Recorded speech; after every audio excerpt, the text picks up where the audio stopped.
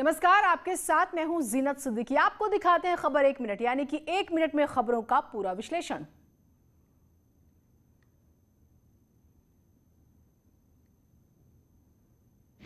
Miss India runner up मान्या सिंह अपने गृहनगर कुशीनगर पहुंची, जहां उनका जोरदार स्वागत हुआ। लोगों ने ढोल नगाड़े बजाकर और फूलमाला पहनाकर मान्या का स्वागत किया। महिलाओं ने उनकी आरती उतारी तो वो भावुक उठी, उन्हें गले से लगा लिया। कुशीनगर के हाटा नगर पालिका के वार्ड नंबर 21 में मान्या का परिवार रहता है, जबकि मान्या के पिता मुंबई में ऑटो चलाते हैं। इस दौरान मान्या सिंह ने कहा है कि अगर हौसला है तो कामयाबी जरूर मिलती है।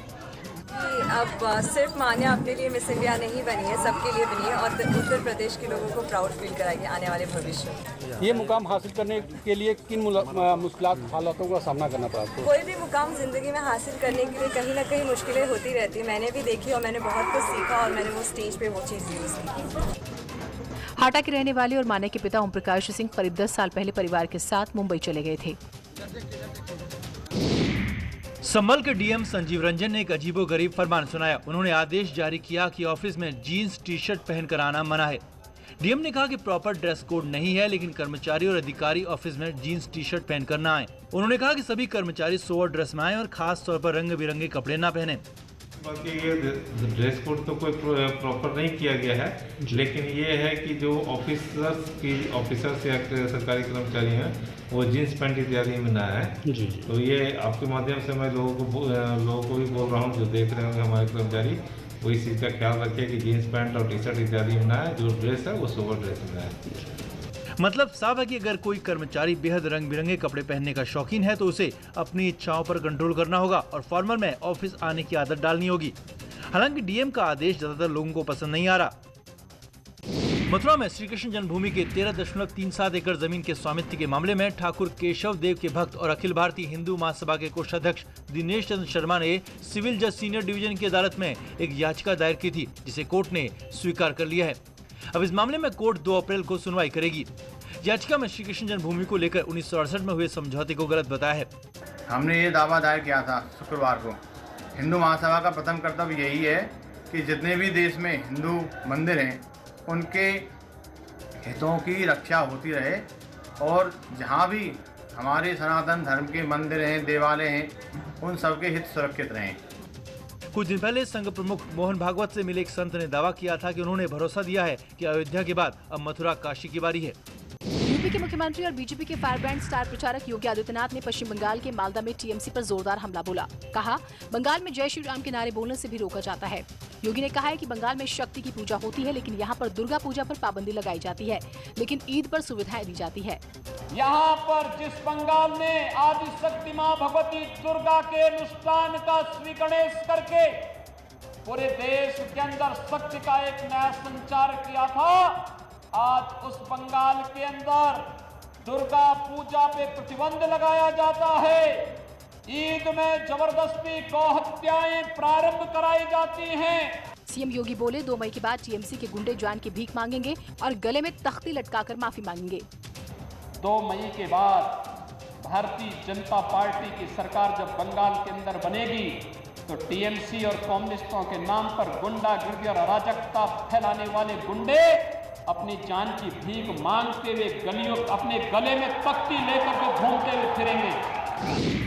सीएम योगी ने मालदा की रैली में टीएमसी को ललकारते हुए पूछा कि सीएए जब लागू हुआ तो बंगाल में हिंसा क्यों होती है। साफ है, ये सत्ता की प्रायोजित हिंसा है। उन्होंने कहा कि मालदा सनातन संस्कृति की भूमि है, लेकिन आज यहाँ अराजकता चरम पर है। उन्होंने कहा कि बंगाल ने इस बार परिवर्तन का मन बना लिया है। बंगाल के अंदर छल छद्म और धोखे से यहाँ पर लव जिहाद की घटनाओं को भी अंजाम दिया जा रहा है। हम लोगों ने यूपी के अंदर कानून बना दिया, लेकिन बंगाल के अंदर क्योंकि तुष्टीकरण की राजनीति है। वहीं समाजवादी पार्टी के अध्यक्ष अखिलेश यादव ने बंगाल में सीएम योगी की रैली पर तंज कसते हुए कहा कि बांग्ला नहीं आती, फिर भी वो बंगाल में प्रचार कर रहे हैं। अब प्रचार करने जा रहे केरला, जहां मलयालम भाषा नहीं जानते। प्रचार करने जा रहे हैं बंगाल, जहां बंगाली भाषा नहीं जानते। मिशन 2022 से पहले समाजवादी पार्टी अपना कुनबा बढ़ाने में लगी है। लखनऊ में पूर्व मुख्यमंत्री और समाजवादी पार्टी के राष्ट्रीय अध्यक्ष अखिलेश यादव की मौजूदगी में बहुजन समाज पार्टी और कांग्रेस के कई नेताओं ने एसपी का दामन थाम लिया। अखिलेश ने कहा कि प्रदेश की जनता समाजवादियों की तरफ उम्मीद से देख रही है, क्योंकि समाजवादी पार्टी को जब काम करने का मौका मिला तो हमने सिर्फ काम ही किया और इसीलिए योगी सरकार में भी समाजवादी पार्टी का काम बोल रहा है और मुख्यमंत्री शिलान्यास के शिलान्यास और उद्घाटन के उद्घाटन कर रहे हैं। कि पूरे प्रदेश की जनता समाजवादियों की तरफ देख रही है और समाजवादियों की तरफ इसलिए देख रही है क्योंकि जब समाजवादी पार्टी को काम करने का मौका मिला था, आज जनता याद कर रही है कि ईमानदारी से समाजवादी पार्टी ने जनता की सेवा की थी और जनता के लिए काम किए थे। जनता का जीवन कैसे बदले, कैसे उत्तर प्रदेश खुशहाली के रास्ते पर जाए, उसके लिए लगातार 5 साल काम किया। वहीं अखिलेश यादव ने कहा कि योगी सरकार कानून व्यवस्था के मामले में पूरी तरह से फेल हो चुकी है। उन्होंने कहा कि सूबे में क्राइम का ग्राफ लगातार बढ़ता जा रहा है। जो दूसरों को कहते हैं अपराधी हैं, दूसरों को गुंडा कहते हैं, दूसरों को न जाने किस भाषा से कहते हैं, लेकिन सोचिए इनकी सरकार में क्या हालत है। जेल में मार दिया गया, कोई पता नहीं किसने मारा। जेल में, कोर्ट में, बिजनौर में कोर्ट में हत्या हुई, न जाने कितनों की हत्या हो चुकी है। इस राजधानी में हत्या हुई। अखिलेश ने माफिया और बाहुबलियों के खिलाफ हो रही कार्रवाई पर भी सवाल उठाए। अखिलेश बोले, कोई कुछ भी सरकार के खिलाफ बोलता है तो उनके घर गिरा दिए जाते हैं। ये कहाँ का लोकतंत्र है। वेस्टर्न यूपी से लेकर के सब इनकाउंटर हो रहे हैं, डरा रही है सरकार। और अगर आप थोड़ा सा भी बोले तो आपका घर गिरा देंगे, सीबीआई लगा देंगे, ईडी लगा देंगे, विजिलेंस लगा देंगे, इनकम टैक्स लगा देंगे। तो ये हालत है, आप बताओ ये कहाँ का लोकतंत्र है।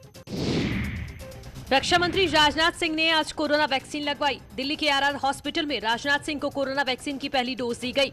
28 दिन बाद उन्हें अगली डोज लगाई जाएगी। वहीं रामपुर में केंद्रीय मंत्री मुख्तार अब्बास नकवी ने कोविड वैक्सीन लगवाई। उन्होंने रामपुर के डालमिया हॉस्पिटल में 250 रुपए फीस देकर कोरोना वैक्सीन लगवाई, जिसके बाद नकवी को आधे घंटे के लिए ऑब्जर्वेशन में रखा गया। उन्होंने वैक्सीन के लिए वैज्ञानिकों को सलाम किया। पूरे देश के लोगों की जो सेहत और सलामती के संकल्प है उसको हम सलाम करते हैं और हमारे देश पहला देश होगा जो make in India, made in India vaccine, 2 vaccine आज सामने आ गई हैं और दुनिया का सबसे बड़ा वैक्सीनेशन प्रोग्राम भारत में चल रहा है। योग गुरु बाबा रामदेव अपने सहयोगी बालकृष्ण के साथ मुरादाबाद पहुंचे। यहाँ रामदेव ने योगा सेंटर का निरीक्षण कर उसका नाम Patanjali natural therapy wellness yoga centre किया। इस मौके पर बाबा रामदेव ने कहा है कि ऐसे 1000 वेलनेस योगा सेंटर पूरे भारत में खोले जाएंगे। उसके बाद वो विदेशों में भी इसी तरह के सेंटर बनाएंगे। जब रामदेव से पूछा गया कि वो कोविड वैक्सीन कब लगवाएंगे, इस सवाल पर रामदेव ने कहा कि उन्होंने आखिरी लिस्ट में अपना नाम लिखवा दिया है। साथ ही उन्होंने ये भी इशारा किया है कि हो सकता है वैक्सीन की जरूरत ही ना पड़े। शुरुआत पतंजलि के द्वारा हो रही है, जहाँ हम जेनेटिक रोग, क्रोनिक डिजीज और lifestyle communicable non communicable disease के ऊपर ब्रेक लगाएंगे और एक स्वस्थ भारत का एक बहुत बड़ा प्रारंभ वो पतंजलि के बाहर एक बड़े सेंटरों के रूप में वो मुरादाबाद से हुआ है। हाईकोर्ट की लखनऊ बेंच ने अजीत सिंह मर्डर केस के आरोपी गिरधारी लोहार के एनकाउंटर केस में पुलिसकर्मियों को बड़ी राहत दी। हाईकोर्ट ने सीजेएम कोर्ट के उस आदेश पर रोक लगा दी है जिसमें कोर्ट ने एनकाउंटर में शामिल पुलिसकर्मियों और अफसरों के खिलाफ हत्या का केस दर्ज करने के आदेश दिए थे। सीजेएम कोर्ट ने इस एनकाउंटर को लेकर डीसीपी ईस्ट इंस्पेक्टर विभूति खंड समेत एनकाउंटर में शामिल अधिकारियों पर मुकदमा दर्ज करने का आदेश दिया, जिसे हाईकोर्ट की लखनऊ बेंच ने पलट दिया। यानी अब पुलिसकर्मियों पर मुकदमा दर्ज नहीं होगा।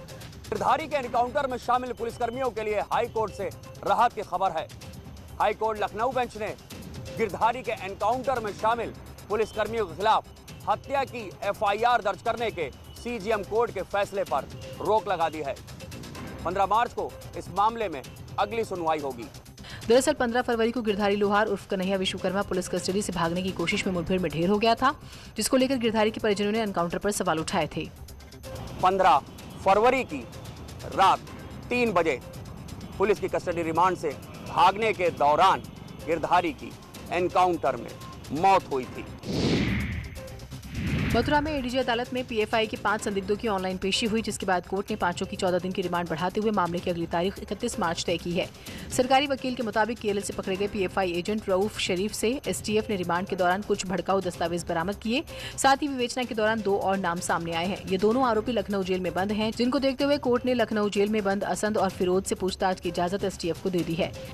पीएफआई की आज 500 लोगों के लिए डेट फिक्स थी, तो उसमें उन 500 लोगों को बीसी के द्वारा उनकी पीसी की कराएगी और उसमें 31/3/2000 फिक्स की गई है। इसमें विवेचना के दौरान एक रऊफ शरीफ केरल से जो गिरफ्तार किया गया था, उनके विवेचना के आधार पर इसमें 2 मुलजिम और बनाए जा रहे हैं जो उनके खिलाफ एविडेंस मिली है, जो लखनऊ जेल में बंद हैं। 2 मुलजिम जो पकड़े गए थे असंद और फिरोज थे, जो कि केरल के ही रहने वाले और रऊफ शरीफ के बहुत नज़दीकी हैं और उन्हीं के बयानों के आधार पर उनके खिलाफ एविडेंस आई है, उनको तलब किया गया।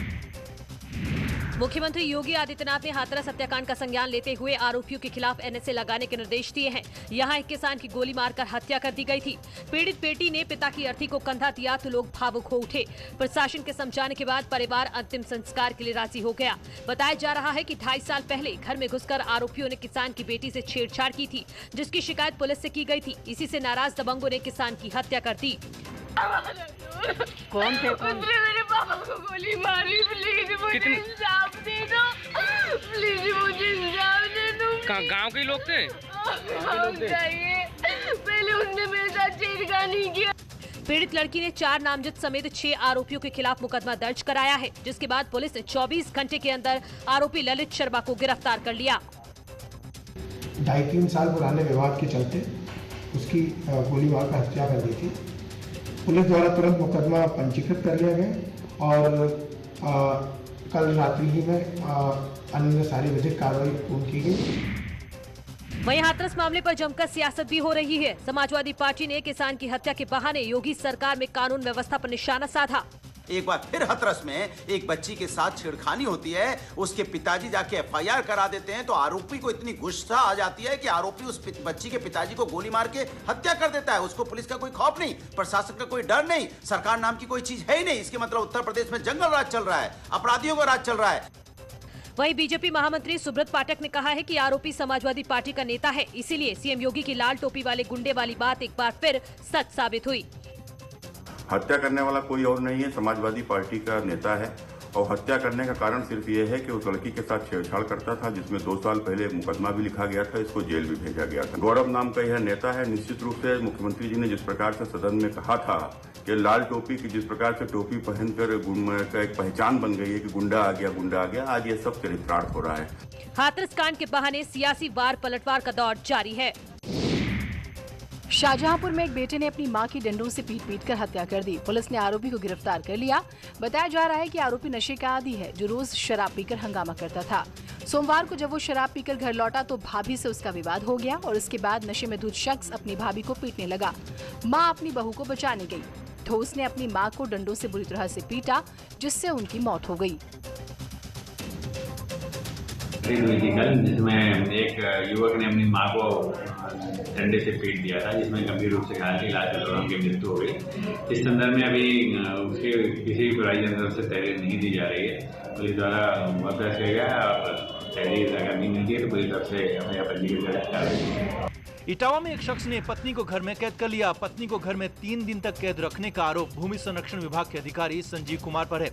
ये हमें पागल कर दे, पागल मुझे चिल्ला रहे, कह रही है पागल हो गई, तुझे उससे बेदखल करे मार देंगे, तेरी लाश ही निकल, पागल हो गई, तुझे फांसी लगा ले। बहुत गंदी गाली दे रहे, जबकि मेरे यहाँ मैं कभी घर से बाहर नहीं निकलती। मेरे सर ऐसा कोई कैद करके नहीं रखा है, ये कोई मेरे साथ ही जाती हो रही है। किस बारे में? मैं अकेला हूँ, अपने माँ बाप का अकेला हूँ, ये लोग मुझे सता रहे हैं। ये पूरा मामला फ्रेंड्स कॉलोनी इलाके के अजीत नगर का है। पत्नी को जंजीरों से बांधकर कैद करने वाले आरोपी पति को पुलिस ने गिरफ्तार कर लिया है। पारिवारिक विवाद में पत्नी अर्चना देवी को आरोपी पति ने एक अलग कमरे में 3 दिन तक जंजीर से बांध कर रखा था। 1 घंटे तक चलाए गए रेस्क्यू ऑपरेशन के बाद पुलिस ने महिला को मुक्त करा लिया। कि एक पति अपने पत्नी के साथ अक्सर मारपीट किया करता था और पिछले 3 दिनों से वह अपनी पत्नी को एक कमरे में बंद कर रखा था और खिड़की से उसे खाना देता था। शाहजहांपुर में पुलिस ने ऑपरेशन क्लीन के तहत एक बार फिर से सट्टा माफिया के खिलाफ कार्रवाई की। पुलिस ने सट्टा किंग वेदव्यास त्रिपाठी उर्फ बेदी को गिरफ्तार कर लिया। बताया जा रहा है कि 25,000 के नामी वेदव्यास पर 1 जनवरी को गैंगस्टर एक्ट में केस दर्ज हुआ। उसके घर से 16 लाख रुपए के साथ 11 सट्टेबाजों को भी गिरफ्तार किया गया। पुलिस ने घर से सट्टा खिलाने के लिए मोबाइल और बाकी गैजेट्स बरामद किए। सट्टा किंग की गिरफ्तारी के बाद से आसपास के जिलों में भी हड़कंप मचा हुआ है। आज वेदव्यास त्रिपाठी की गिरफ्तारी शाहजहांपुर पुलिस द्वारा की गई है। और इसने पूछताछ में बहुत से ऐसे तथ्य बताए हैं जिस पर हमारी कार्रवाई आगे भी चलेगी। उल्लेखनीय यह भी है कि आज तक कभी ये यहाँ इस जनपद में गिरफ्तार नहीं हुआ था। ये पहली बार है कि ये वेदव्यास त्रिपाठी को पुलिस द्वारा गिरफ्तार किया गया है। एक छोटा सा ब्रेक ले रहे हैं, कहीं मत जाइएगा।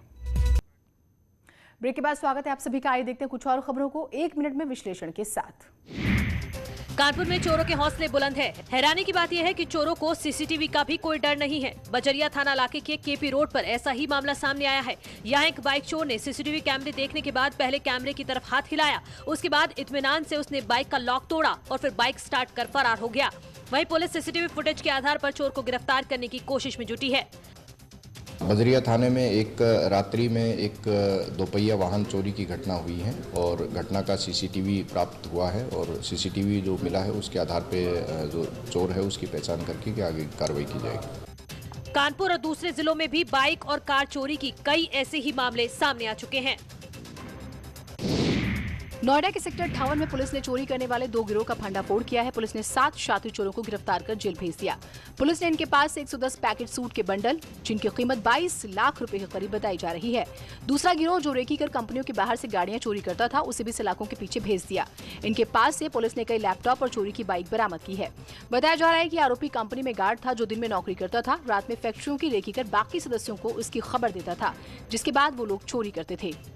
जो सामान है हम लोग बरामद किए हैं जो चोरी का है, इसमें कुल 7 लोग हैं। उसमें एक मुख्यतः एक चोर है समीर है, वो 2017 में भी जेल जा चुका है चोरी में और लूट में भी जेल जा चुका है और इनके क्रिमिनल हिस्ट्री सब निकाले गए हैं। इन लोगों के खिलाफ कड़ी से कड़ी कार्रवाई की जाएगी।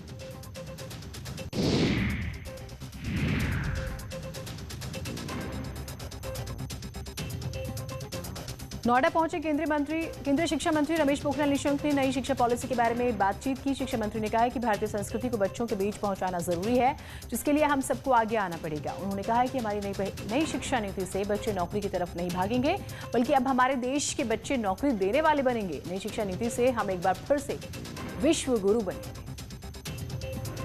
न केवल बच्चों के लिए बल्कि उच्च शिक्षा के लिए भी, माध्यमिक शिक्षा के लिए भी और शोधकर्ताओं के लिए भी जो नई शिक्षा नीति है वो नए परिवेश के साथ, नए उमंग के साथ, बड़े व्यापक परिवर्तन के साथ आ रही है। मुझे लगता है कि तमाम लोगों ने इस बात को कहा है कि ये दुनिया का सबसे बड़ा रिफॉर्म है। स्कूली शिक्षा से मातृभाषा में शुरू होता है वो अभियान और कक्षा 6 से ही वो वोकेशनल एजुकेशन वो भी इंटर्नशिप के साथ होता है। आर्टिफिशियल इंटेलिजेंस पढ़ाने वाला ये दुनिया का पहला देश होगा जो स्कूली शिक्षा से पढ़ाएगा। 3 मार्च को देखिए यूपी की सबसे बड़ी चर्चा, सबसे बड़े मंच पर हर क्षेत्र के दिग्गजों के साथ, जहां होगी सिर्फ आपकी बात।